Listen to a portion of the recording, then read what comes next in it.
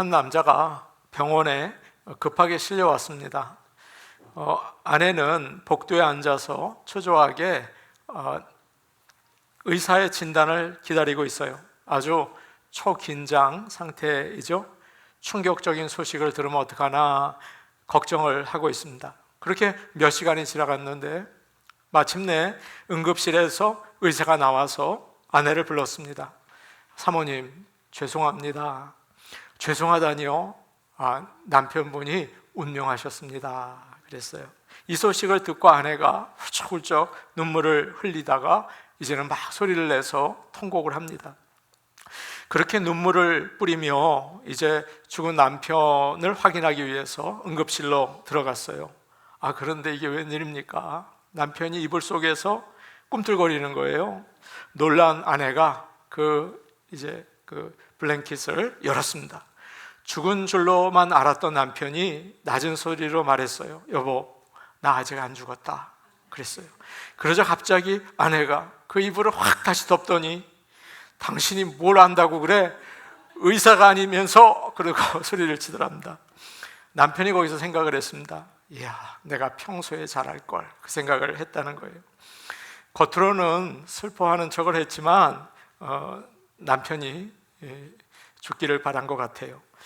우리에게도 이런 부끄러운 모습들이 있습니다. 하나님을 사랑하고 의지하는 것 같지만 가만히 생각해 보면 세상을 더 많이 의지할 때가 있어요. 왕이신 나의 하나님이라고 찬양을 하지만 하나님께 간섭받기 싫고 그냥 내 마음대로 하고 싶을 때가 있죠. 오늘 말씀에서 이스라엘 백성이 그와 같습니다. 하나님께서는 그들의 왕이시죠. 그리고 그들은 하나님의 백성이에요. 그러나 세상과 같이 살고 싶어하는 이스라엘 백성들을 통해서 우리의 모습을 보고 주님께 돌아설 수 있는 복된 주일이 되기를 원합니다. 아멘. 사무엘은 성경에 나오는 위대한 지도자입니다. 어머니 한나의 기도로 태어났죠. 그리고 성령이 충만해서 어렸을 때부터 하나님의 음성을 들을 수가 있었습니다. 하나님은 그를 위대한 지도자로 삼으셔서 정말 많은 일을 하셨어요. 그는 평생 이스라엘을 다스렸습니다. 지난 주일 우리가 살펴본 것처럼 백성들이 우상을 섬기니까 하나님께 오도록 하기 위해서 미스바로 모이라고 하고 거기서 영적 대각성 운동을 일으켰습니다. 블레셋과 전쟁을 할 때 에베네셀의 승리를 거둘 수 있도록 기도했죠. 그렇게 큰 은혜를 하나님께 받게 도와주었습니다. 그리고 오랫동안 나라가 평안하고 번영을 누리게 됐어요. 오늘은 그 다음 이야기인데요. 1절과 2절 말씀 우리가 다시 한번 말씀을 보겠습니다. 1절과 2절 말씀입니다. 시작. 사무엘이 늙음에 그의 아들들을 이스라엘 사사로 삼으니 장자의 이름은 요엘이요 차자의 이름은 아비아라. 그들이 브엘세바에서 사사가 되니라. 이제 시간이 많이 지났습니다. 여러분도 시간이 금방 지나갈 거예요. 이제 나이가 많이 들었어요. 젊었을 때는 여기저기 다니면서 사사 일을 했습니다. 이 지방을 돌아다녔죠. 그런데 나이가 드니까 기운이 빠져서 예전처럼 다닐 수가 없었어요. 특별히 남쪽 가장 끝에 있는 브엘세바는 지금 사무엘이 사는 라마에서 50마일 정도 되거든요. 거기 다니기가 너무 힘들었던 거예요. 사무엘은 이런 문제를 해결하기 위해서 나름대로 방법을 생각해 보았습니다. 자기의 두 아들을 사사로 삼은 거죠. 그래서 그들을 브엘세바에 보내서 거기서 일하도록 이제 한 겁니다. 왕이나 제사장은 세습이 되는 자리였어요. 아버지가 왕이면 아들도 왕이었어요. 그래서 아론의 자손들은 계속 제사장이 됐습니다. 아버지가 제사장이면 아들도 제사장이었죠. 그러나 사사는 아니었어요. 하나님만 기름 부어서 세우실 수가 있었습니다. 하나님은 그때 정해진 시간이 없이 사사를 세웠죠. 그래서 아무리 사무엘이라 하더라도 사사를 세울 수 없었어요. 그래서 엘리 제사장은 사사였거든요. 아들들에게는 사사의 일을 맡기지 않았습니다. 그건 세습이 되는 게 아니거든요. 제사장 일만 하게 했어요. 그리고 사사였던 기드온이 미디안과의 전쟁에서 이긴 다음에 백성들이 몰려왔습니다. 그리고는 이렇게 부탁을 하죠. 이제부터 당신과 당신의 아들들과 당신의 손자들까지 우리를 다스려 주십시오. 그러자 기드온이 단호하게 거절을 합니다. 나와 내 아들은 여러분 다스리지 않을 겁니다. 오직 여호와만이 여러분을 다스리실 것입니다. 그렇게 말을 했습니다. 그러나 오늘 말씀을 보세요. 사무엘이 어떻게 합니까? 나이가 들어가고 하나님께서 다음 사사를 임명하지 않으시니까 자기가 하나님의 일을 하는 것을 보면서 자란 내 아들들 요엘과 아비야가 사사가 되면 참 좋겠다. 그리고는 그들에게 사사로 임명하게 한 것입니다. 그래서 그는 하나님께서 사사를 임명하시는 것을 기다리지 않고 자기 아들들을 사사로 임명했어요. 요즘에 한국에서 좀 이렇게 말이 나고 있는 세습인 거죠. 그 일이 큰 문제가 되었습니다. 3절 말씀을 우리 같이 보도록 하겠습니다. 3절 말씀이에요. 함께 보십니다. 시작. 그의 아들들이 자기 아버지의 행위를 따르지 아니하고 이익을 따라 뇌물을 받고 판결을 굽게 하니라. 사무엘은 어렸을 때부터 하나님의 음성을 듣고 도덕적으로나 금전적으로 아주 깨끗했습니다. 얼마나 반듯한지 몰라요. 그런데 아들들이 그 아버지를 보면서 잘하지 않았겠습니까? 그런데 아버지처럼 살지 못하는 거예요. 그 참 이상하지 않습니까? 사사가 하는 가장 중요한 일은 하나님의 말씀을 따라서 정의로운 재판을 하는 거죠. 그래야 나라가 질서가 잡히고 하나님께서 기뻐하셔요. 그런데 사사인 사무엘의 아들들은 돈의 마음을 빼앗겼어요. 뇌물을 받고 공정하지 않은, 하나님이 원하지 않은 재판을 한 것입니다. 곧은 길, 좁은 길을 가시기 바래요. 그런데 그러지 않은 거죠. 옆길로 갔어요. 이와 비슷한 일이 얼마 전에 있었습니다. 사무엘상을 보면 엘리 제사장이 나오는데 그에게는 두 아들이 있었습니다. 홈니와 비느하스였죠. 그래서 함께 엘리가 나이가 들면서 함께 제사장 일을 했어요. 그들은 사람들이 하나님께 귀한 재물을 가져오면 하나님께 드리기 전에 자기들이 먼저 갈쿠리로 고기를 집어다가 갖다가 먹는 겁니다. 하나님을 두려워하지 않았어요. 제사장인데 말이에요. 엄청난 죄를 지었습니다. 사랑하는 여러분, 아무리 훌륭한 사람이라도 자식들이 부모를 따라가지 못하는 일들이 참 많아요. 자식 농사는 마음대로 되지 않는답니다. 어느 분이 그러더군요. 골프와 자식 농사는 마음대로 안 된다, 그런 얘기를 하세요. 그래서 사람들을 만나면 자식 얘기하는 게 참 주저스럽습니다. 그게 쉬운 일이 아니에요. 자식은 내가 꼭 붙잡는다고 잘 되는 게 아닙니다. 꼭 붙잡으면 망가져요. 자식들은요. 부모의 욕심 때문에 자식들이 비뚤어지고 멀리 도망가죠. 그래서 자식 키우기 좋은 방법은 어느 정도 거리를 두고 하나님께 맡기는 게 참 좋습니다. 하나님의 은혜가 있어야 이놈들이 잘 자라거든요. 오늘날도 마찬가지예요. 목회자들이나 사역자들이 자신이 하는 일을 자식들에게 맡기고 싶어 하는 분들이 꽤 계세요. 자식들도 사역을 하기 원하는 거죠. 그래서 어느 교회들은 세습을 인정합니다. 그러다가 엘리처럼 사무엘처럼 어려움을 당하기도 하죠. 사랑하는 여러분, 핏줄만 가지고는 안 됩니다. 절대 안 됩니다.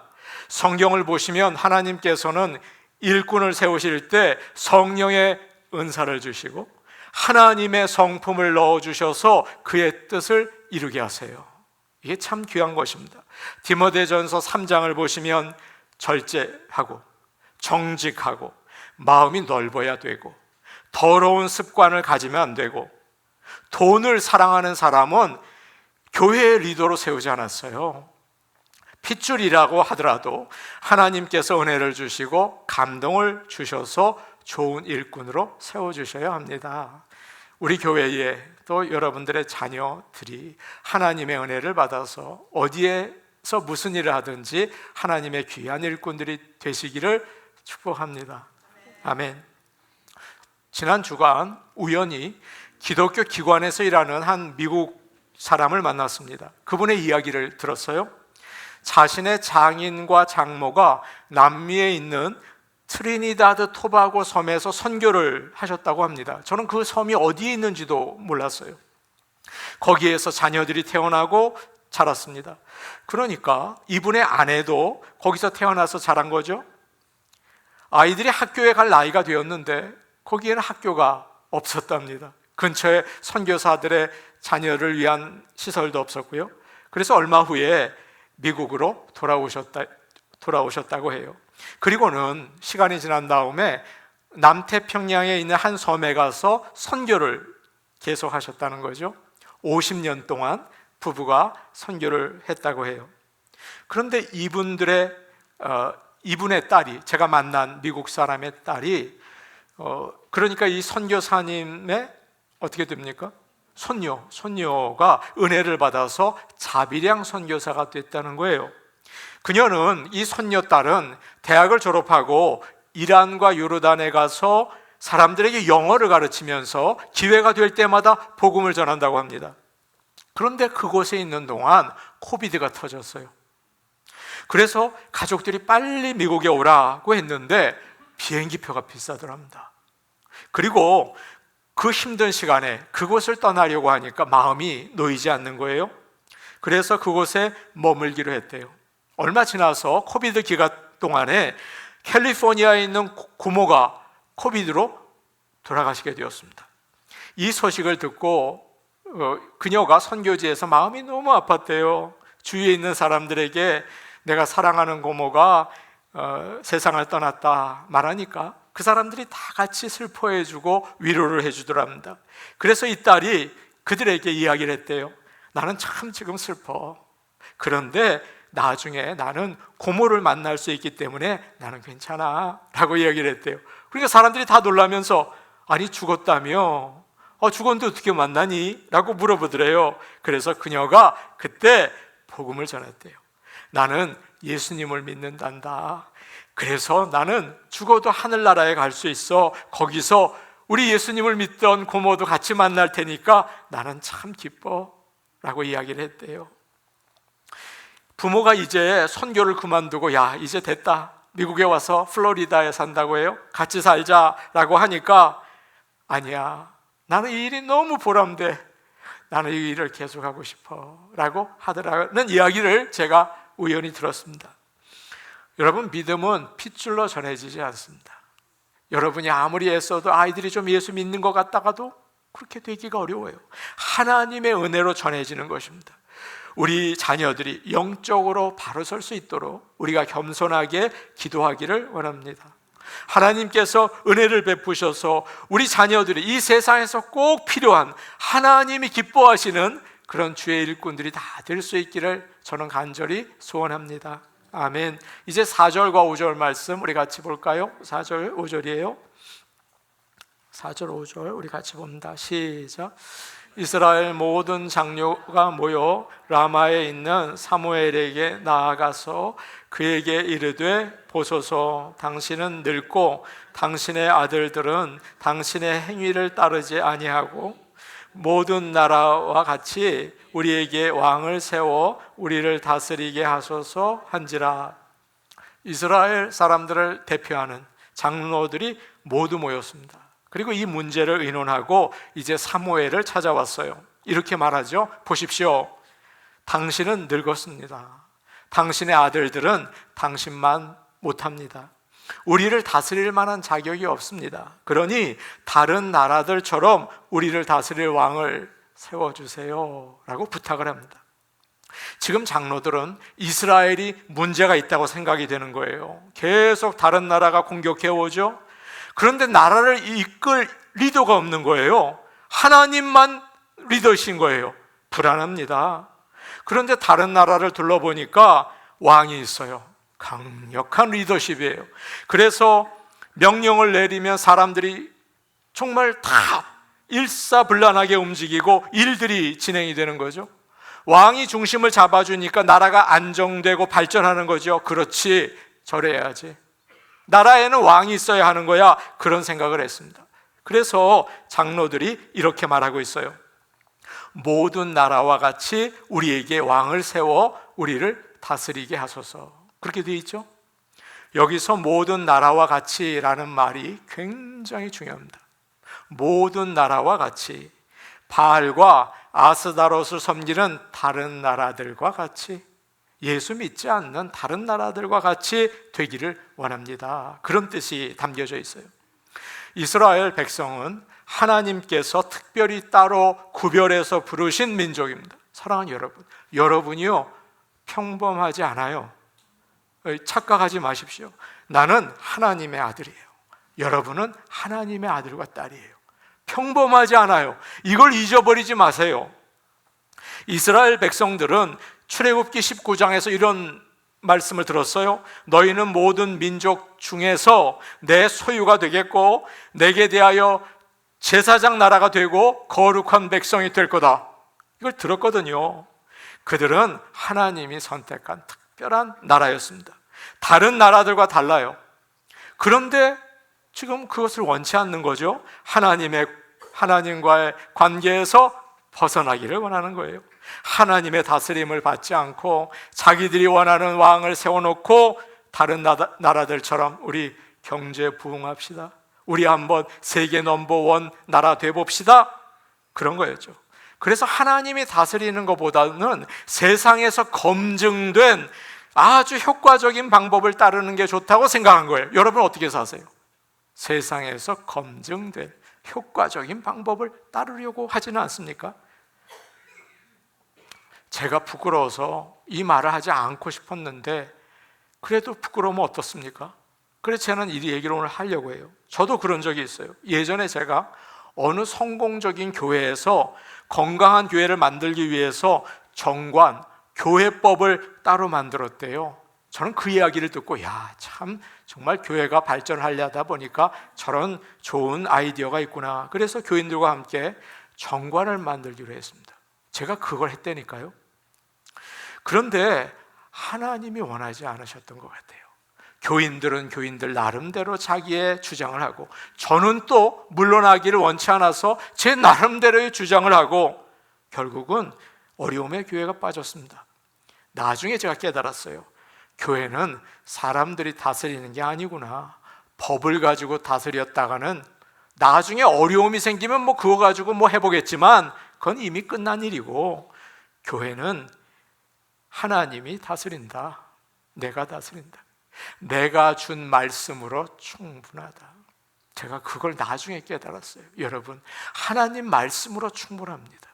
그것을 따를 수 있는 목사, 그걸 따르는 장로와 직분자들, 그걸 따르는 성도들이면 충분하고 넘쳐 흐릅니다. 저는 그걸 깨달았어요. 괜히 성공하게 했다는 세상 방법, 사람들의 생각을 자꾸 따라간 거죠. 교회는 담임 목사를 포함해서 사람이 자꾸 나서면 그건 부패합니다. 하나님이 영광을 받으시고 다스리는 교회가 되기를 소원합니다. 하나님은 이런 일이 있을 것을 미리 아셨어요. 가나안 땅에는 워낙 우상 숭배가 심하고 여러 나라들이 왕을 가지고 있기 때문에 틀림없이 백성들이 그 일을 할 거다. 그래서 이스라엘 백성들이 가나안에 들어가기 전에 이런 말씀하십니다. 오늘 다른 성경을 한번 찾아볼게요. 신명기 17장 14절이에요. 우리 한번 성경을 보겠습니다. 신명기 17장 14절이에요.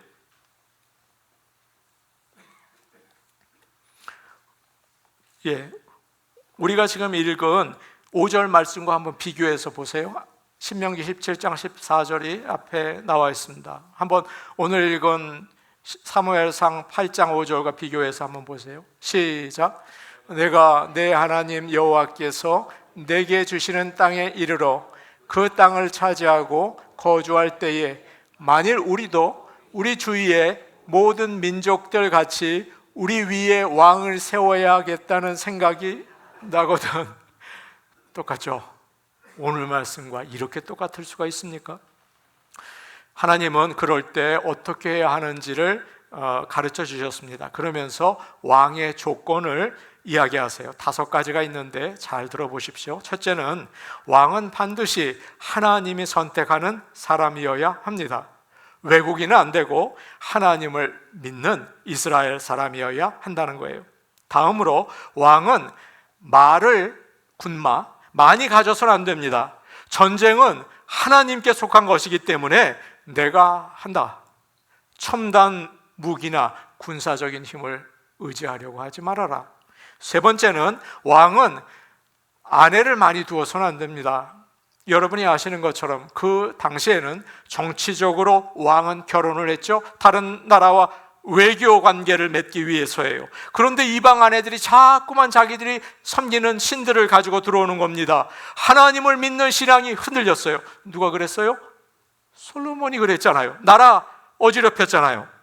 넷째는 자기를 위해서 왕은 은과 금을 많이 가져서는 안 된다. 너희가 사는 것은 내 힘으로 사는 것이니 하나님의 은혜만을 의지하라. 교회에 주는 말씀이기도 하지 않습니까?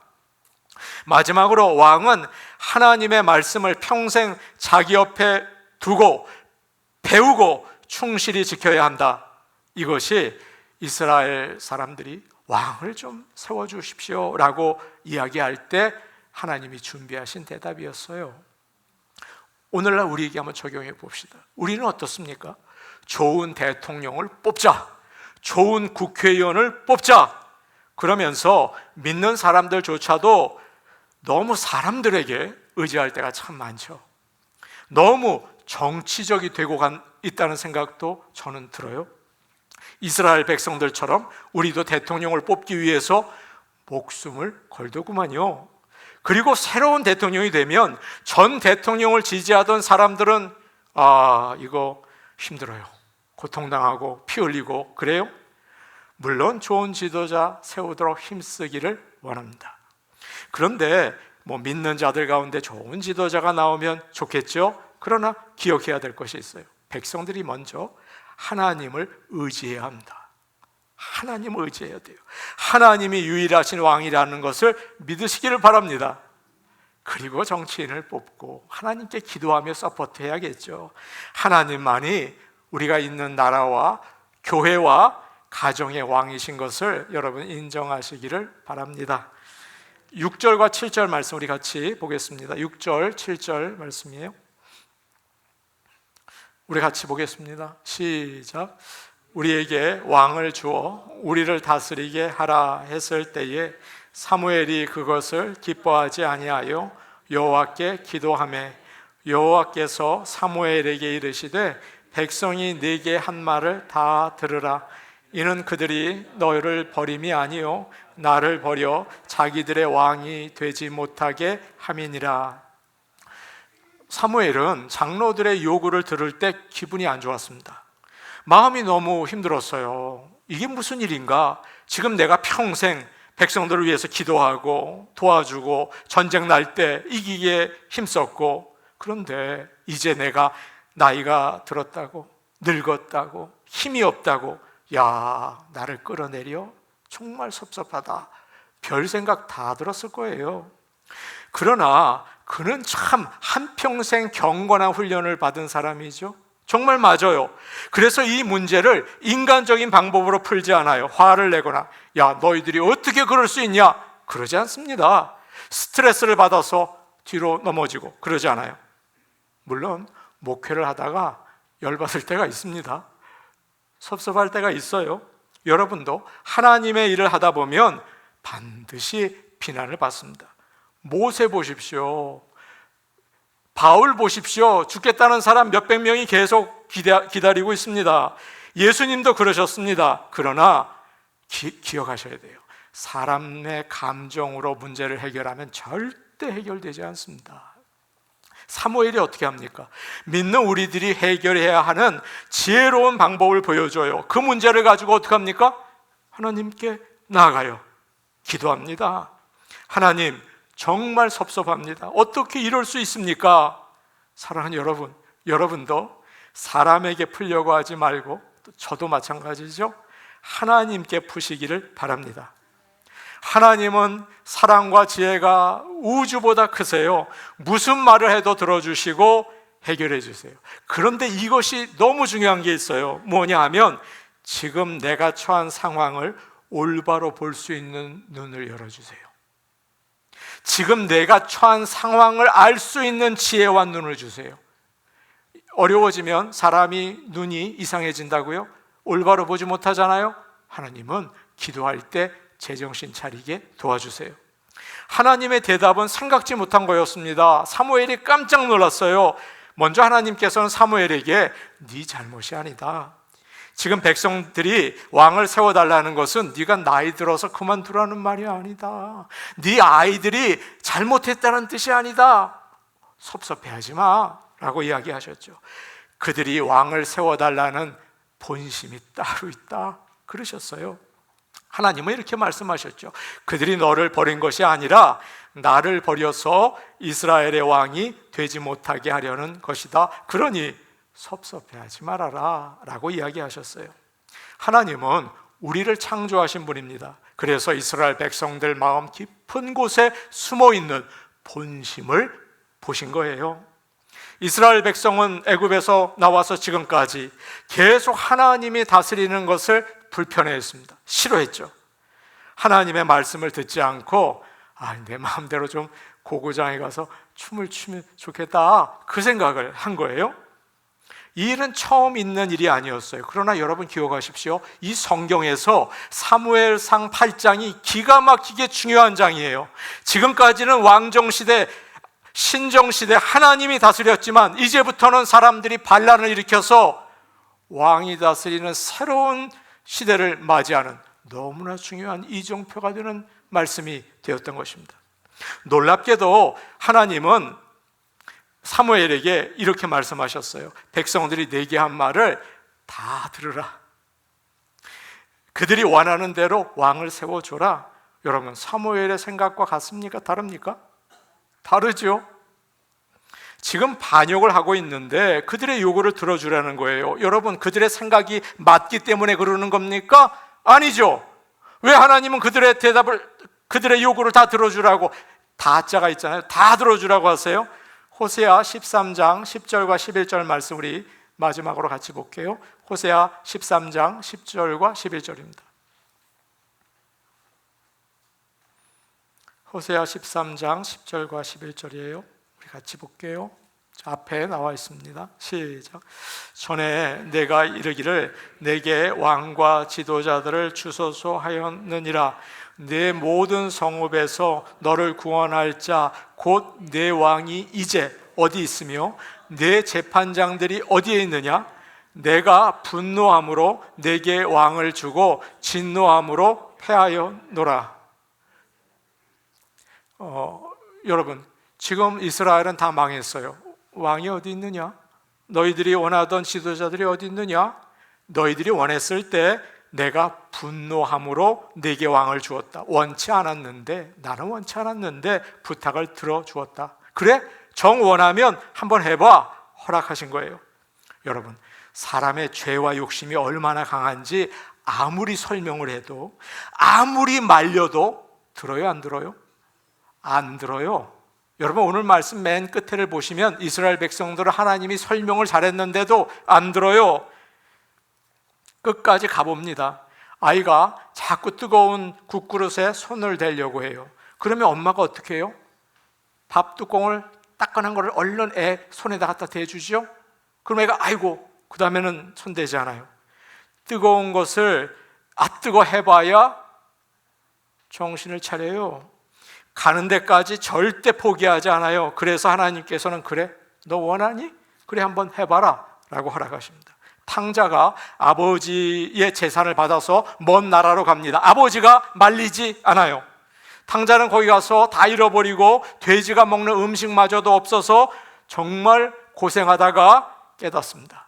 야, 우리 아버지가 사랑이 많았다. 정말 우리 아버지 집이 좋았다.